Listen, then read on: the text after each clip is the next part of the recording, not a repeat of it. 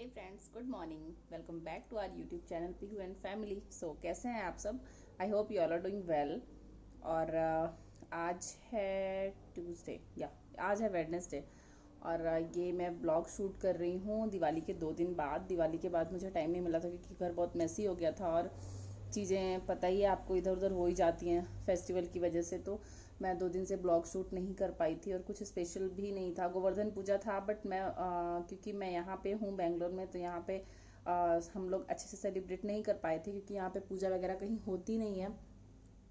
सो बस मैं छोटा मोटा वही घर पे पूजा कर लिया था जो भाई दूज के नाम का होता है। और बस इसलिए मैंने उस ब्लॉग को शूट नहीं किया। और अभी मैं बस मैंने सोचा आज 2 दिन हो चुके हैं और कोई ब्लॉग नहीं गया है मेरे चैनल पे। सो आज मैं शूटिंग कर रही हूँ और अभी मैं चलती हूँ किचन में क्योंकि नितेश को जाना है ऑफिस और उनके लिए मुझे बनाना है ब्रेकफास्ट। सो चलिए बनाते हैं यम्मी सा ब्रेकफास्ट। देखते हैं ब्रेकफास्ट में क्या है। तो अब मैं बना रही हूँ ब्रेकफास्ट और ब्रेकफास्ट में है आज मूली के पराठे। सो मैं यहाँ पे पराठों को बेल रही हूँ। और मैं पराठे बनाती हूँ ऐसे कि 2 रोटियों को अलग अलग बेल करके फिर उसके अंदर मैं जो मिक्सचर होता है उसको फिल करती हूँ। क्योंकि मैं उसके साथ में अगर मिक्स करूँ तो मेरे पराठे फूट जाते हैं, साइड साइड से कहीं ना कहीं से टूट जाते हैं। इसलिए मैं साथ में रोटी के अंदर भर के नहीं बनाती हूँ। तो मैं 2 रोटियों को अलग अलग बनाती हूँ और बीच में से उसके बाद एक रोटी के ऊपर अच्छे से फिलर के रख के फिर दूसरी रोटी से उसको ढकती हूँ। तो इस तरीके से मैं बना रही हूँ। प्लीज़ आवाज़ को इग्नोर कीजिएगा क्योंकि पीहू थोड़ा सा रोने लग गई थी। तो इस तरीके से मैं पराठों को बना रही हूँ और फिर मैं उसके साथ साथ कुछ और भी काम कर रही हूँ क्योंकि थोड़े बहुत और भी काम है। लाइक बर्तन वर्तन धुल के रखे थे मैंने, तो मैंने सोचा कि पराठे बेल दिए हैं तो जब तक सीखेंगे तब तक मैं दूसरे काम भी कर लेती हूँ। तो उस तरीके से मैं काम कर रही हूँ। सो देखिए पराठे बना रही हूँ मैं अभी। और फिर उसके बाद हम लोग नाश्ता करेंगे और एक साइड मैंने चाय भी बनने के लिए रख दी है। तो चलिए आप लोग भी इंजॉय कीजिए।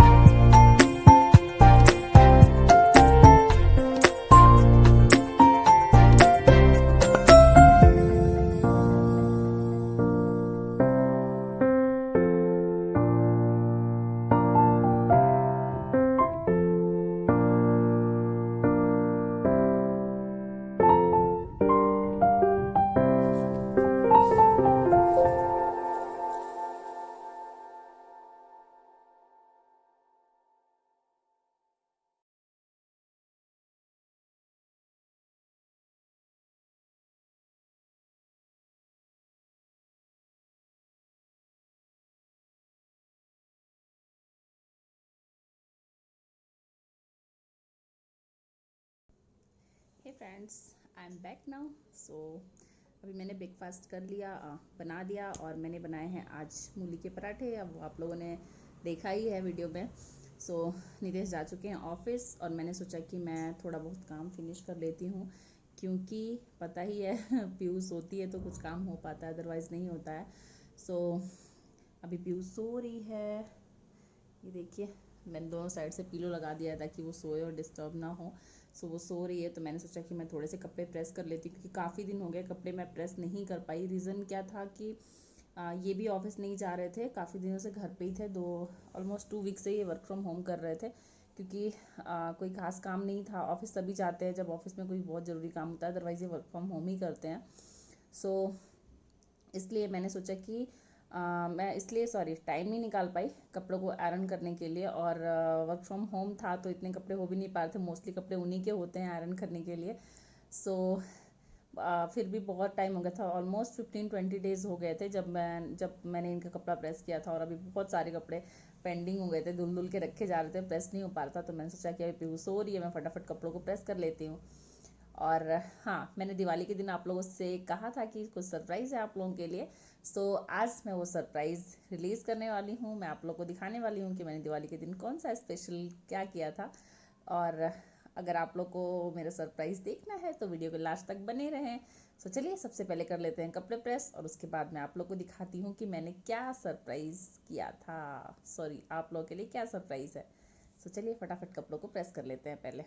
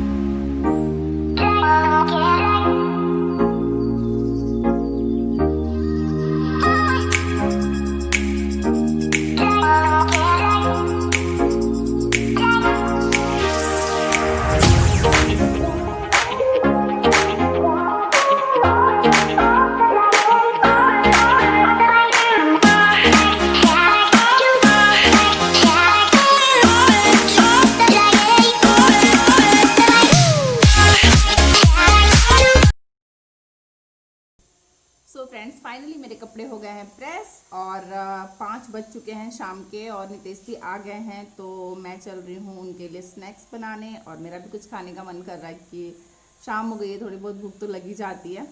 सो मैं चल रही हूँ मैगी बनाने, और दिखाती हूँ मैं आप लोगों को कि मैं कैसे मैगी बनाती हूँ। एंड हाँ, अगर आप लोग कैसे बनाते हो वो भी आप लोग कमेंट करके ज़रूर बताइएगा कि आप लोग किस तरीके से बनाते हैं। तो चलिए बनाते हैं। सो मैगी बनाने के लिए मैं आलू वाले मैगी बनाना है मुझे, क्योंकि मेरे हस्बैंड को आज आलू वाला मैगी खाना है। तो उसके लिए मैंने एक आलू का जो छिलका है वो उसको उतार लिया है, और अब मैं एक प्याज का भी छिलका उतार रही हूँ। फिर मैं इन दोनों को अच्छे से वॉश करूँगी, और उसके बाद मैं इनको बारीक कट करूँगी। आलूओं को बारीक मैं इसलिए कट करूँगी क्योंकि जो आलू हैं वो जितने बारीक कट होंगे उतनी जल्दी से गलेंगे, और मैगी में बहुत बड़े बड़े आलू अच्छे भी नहीं लगते हैं। तो इसलिए मैं मैगी आलू वाले नहीं खाती हूँ, बट मेरे हस्बैंड को खाना है इसलिए मैं उनके लिए बना रही हूँ। तो ये मैंने अनियन को अच्छे से चॉप कर लिया, एकदम बारीक चॉप, और इसके बाद मैं आलूओं को चॉप कर लूँगी।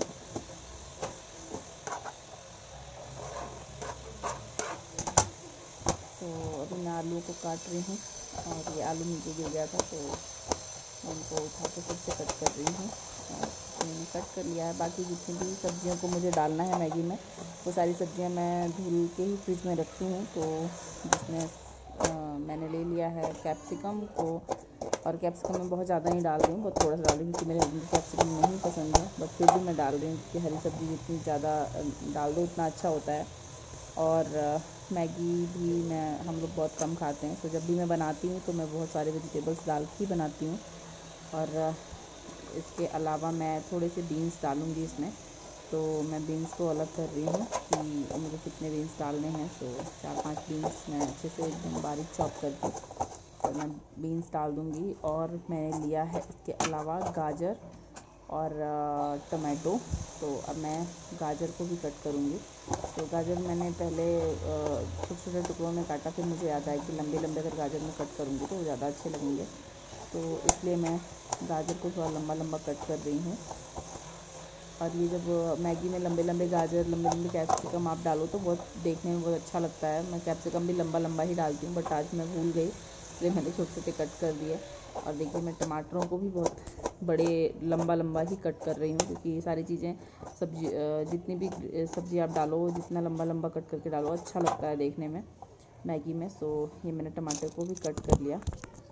और अब मैं काटूंगी थोड़ा सा हरा धनिया, जो मैं ऊपर से गार्निशिंग के लिए डालूंगी। और मुझे किसी भी चीज़ में थोड़ा हरा धनिया रहता है तो बहुत अच्छा लगता है देखने में भी, और टेस्ट भी हरा धनिया का बहुत अच्छा आता है।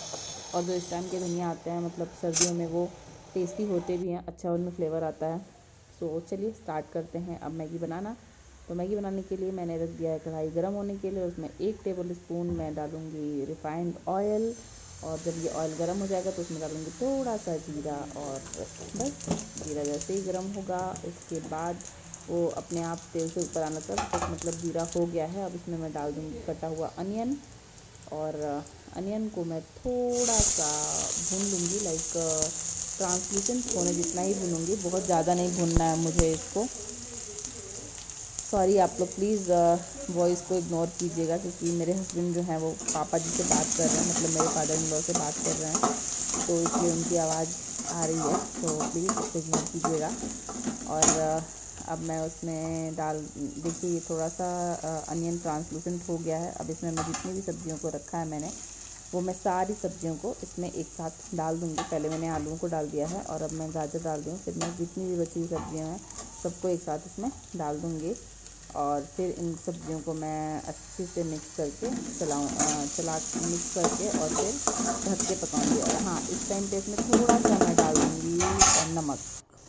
तो अभी मैंने सब्जियों को भुनने के लिए रख दिया है। और मैंने देखिए मैं वेज आटा मैगी बना रही हूँ, तो उसके लिए मैंने सोचा कि जब तक सब्जियाँ भून लूँ तब तक मैं मैगी को अलग कर लेती हूँ। तो मैंने बड़े वाले मैगी के पैक में से 2 मैगी का जो पैक होता है वो निकाल लिया, और जो बाकी बचे हुए टूटे हुए थे वो भी मैंने निकाल लिया। और इसको मैंने एक अलग प्लेट में रख दिया है। तब तक मैं इसको चला के देख भी ले रही हूँ कि सब्जियाँ नीचे जले नहीं कढ़ाई में। तो अभी सब्जियाँ बन ही रही हैं। तो देख सकते हैं आप सब्ज़ी अभी पक रही है, और मैं तक जो बाकी के काम थे थोड़ा बहुत वो सब मैं कर रही हूँ। और अभी जो है मैंने जो मसाला होता है उसको भी कट करके रख लिया है, क्योंकि जब ये सब्जियाँ पक जाएंगी तो मुझे उसमें मसालों को भी ऐड करना है। सो तब तक मैंने थोड़े बहुत कप वप धुल के रखे थे, वो मैं जगह पे रख रही हूँ, क्योंकि पानी रहता है तो उससे थोड़ा किचन में मतलब मुझे अच्छा नहीं लगता है। वरना किचन में मुझे साफ़ सफाई अच्छी लगती है।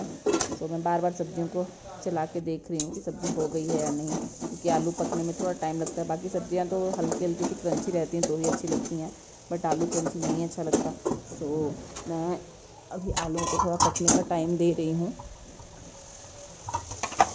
तो ये देख सकते हैं आप लोग आलू पक रहा है। और अभी मैं चेक कर रही हूँ कि आलू पक गया या नहीं पका। और अभी आलू पक गया है तो मैंने इसमें डाल दिया है 1 कटोरी भर के पानी। और 1 कटोरी मुझे कम लगा, क्योंकि 2 सैसे हैं तो उस हिसाब से मैं पानी आधा कटोरी और मिक्स पे इसमें डालूँगी। और ये जो है मैंने पानी डाल दिया है, तो अब इसमें मैं मसाला डाल दूँगी। और मसाला डालने के बाद मैं उसको अच्छे से मिक्स करके और ढक दूँगी, जिससे उसमें बॉयल आने लगे, क्योंकि मैगी जो है वो बॉयल आने के बाद ही मैं डालते हैं। तो जब तक मुझे पानी थोड़ा कम लग रहा था, इसलिए थोड़ा सा और डाल दिया मैंने पानी, क्योंकि मैगी अगर थोड़ा भी कच्चा रह जाता तो अच्छा नहीं लगता है। सो पानी में देखिए बॉयल आने लग गया है। अब मैं जितनी मैगी मैंने निकाल के रखी थी वो सारी मैं डाल दे रही हूँ और फिर मैं इसको अच्छे से मिक्स कर दूँगी। मिक्स करने के बाद मैं इसको ढक दूँगी, जिससे ये 2-3 मिनट में अच्छे से पक जाए। और हाँ, मैं इसमें एक बहुत ही सीक्रेट चीज़ यूज़ करती हूँ, जो है घी। जी हाँ, देसी घी मैं इसमें ज़रूर यूज़ करती हूँ। 1 चम्मच देसी घी आप डाल दोगे अगर मैगी में, तो उसका टेस्ट बहुत अच्छा आता है। सो मैंने भी 1 चम्मच देसी घी का यूज़ किया है और अब मैंने इसमें डाल दिया टोमेटो केचप। तो ये देखिए, ये है मेरी फाइनल मैगी जो बन करके रेडी हो गई है और बहुत सारी वेजिटेबल्स हैं इसमें, और ये आटा मैगी है तो ये नुकसान भी नहीं करेगी। अब मैंने ये सारी मैगी को एक दूसरे प्लेट में ट्रांसफ़र कर लिया है और मैं इसके ऊपर से थोड़ा सा सॉस डालूँगी। और अगर मेरे हस्बैंड को नमकीन खाना होगा तो मैं वो भी डेफ़िनेटली डालूँगी, क्योंकि वो मैगी हो या कुछ भी ऐसी चीज़ें माइक्रोनी वगैरह के ऊपर नमकीन डाल के खाते हैं, बट अभी वो मना कर रहे हैं। मैंने उनसे पूछा तो अभी मैं सिर्फ सॉस डाल रही हूँ। तो चलिए एंजॉय करते हैं मैगी, आप लोग भी एंजॉय कीजिए। हे फ्रेंड्स, सो स्नैक्स हो गया है डन और अब टाइम है मैं आप लोग के सामने वो सरप्राइज़ रिलीज़ करने का जो मैंने दिवाली के दिन बताया था आप लोगों को। सो चलिए दिखाती हूँ वो सरप्राइज़ क्या है और फिर उसके बाद बात करते हैं। So this is the surprise. मैंने ये एक फ़ोटो क्लिक कराई है हम लोगों ने स्टूडियो में, और एक ये, और दूसरा है ये मेरा और पीहू का। सो ये था आज का सरप्राइज़, ना दिवाली का सरप्राइज़ जो मुझे आज रिलीज़ करना था। सो फ्रेंड्स, एक्चुअली आप लोग के लिए बहुत बड़ी बात शायद ना हो, बट मेरे लिए थी, क्योंकि जब से पीहू हुई थी मुझे ये मतलब मुझे एक फैमिली फ़ोटो फ्रेम कराना था अच्छा सा क्लिक करा के, और मैं नहीं कर पा रही थी क्योंकि पीहू हुई फरवरी में, और पीहू के होने के तुरंत बाद हम लोग कुछ दिन बाद, मतलब 20-25 दिन के बाद उसके डैडी यहाँ बेंगलोर वापस चले आए और हम लोग गोरखपुर में ही थे। और फिर उसके बाद कोरोना आ गया, सो चीज़ें पोस्टपोन होती गई। और जब से हम लोग यहाँ आए थे तो समझ ही रहे हैं, छोटे बच्चे के साथ थोड़ा दिक्कत होता है तैयार होना और स्टूडियो जाना। कोरोना की वजह से स्टूडियो जाने में भी थोड़ा डर लग रहा था, बट फिर हमने हिम्मत की। और दिवाली के दिन एक्चुअली हमारा ड्रेस कोड भी सेम सेम था, तो मैंने सोचा कि कुछ तो स्पेशल हो आज दिवाली के दिन, क्योंकि और कुछ तो हो नहीं पा रहा था। पापा जी यहाँ थे नहीं और हम लोग दिवाली बहुत अच्छे से सेलिब्रेट क्या नॉर्मल सा सेलिब्रेट किए, तो हमें लगा कि सेलिब्रेशन में ये एक अच्छा सा ट्विस्ट होना चाहिए। सो हम लोगों ने दिवाली के दिन जाके स्टूडियो में ये फ़ोटोज़ क्लिक कराई थी और इसको फ्रेम कराया। सो ये मैंने अपने बेडरूम के लिए कराया है, और मैं बहुत एक्साइटेड थी इसके लिए, और मैं बहुत एक्साइटेड इसलिए भी थी कि मैं आप लोगों के साथ इसको शेयर करूं। सो फ्रेंड्स, आप लोगों को मेरा ये सरप्राइज़ कैसा लगा प्लीज़ मुझे कमेंट करके ज़रूर बताइएगा। एंड हाँ, I am very happy for this. So please अगर आप लोगों को पसंद ना भी आए तो भी यार मेक श्योर लाइक कर दीजिएगा, क्योंकि ये मेरे लिए बहुत बहुत बहुत ज़्यादा क्या बोलूँ वैल्यूबल है, और बहुत ज़्यादा मुझे इसका वेट था। So thank you for my husband कि उन्होंने इतना क्यूट सा, एक्चुअली सडन ही प्लान बना था। मैंने इनको बहुत दिन पहले कहा था, पर दिवाली के दिन उन्होंने सडन प्लान किया कि चलो चलते हैं, आज रेडी हैं हम लोग और सेम सेम ड्रेस कोड है तो आज करा लेते हैं। सो इसलिए thank you for this lovely surprise to my husband. So चलिए मिलते हैं आप लोगों से थोड़ी देर में। सो फ्रेंड्स, अभी सारे काम हो गए हैं, खाना वगैरह बन गया है और अभी हम लोग डिनर करने जा रहे हैं। सो मैंने सोचा कि उसके पहले मैं वीडियो को इस ब्लॉग को यहीं पे एंड करती हूँ। एंड मेक श्योर अगर आप लोग को वीडियो पसंद आई हो तो लाइक करें, चैनल को सब्सक्राइब करें और वीडियो को ज़्यादा से ज़्यादा लोगों तक शेयर करें। सो तब तक के लिए बाय बाय, मिलते हैं नेक्स्ट वीडियो में।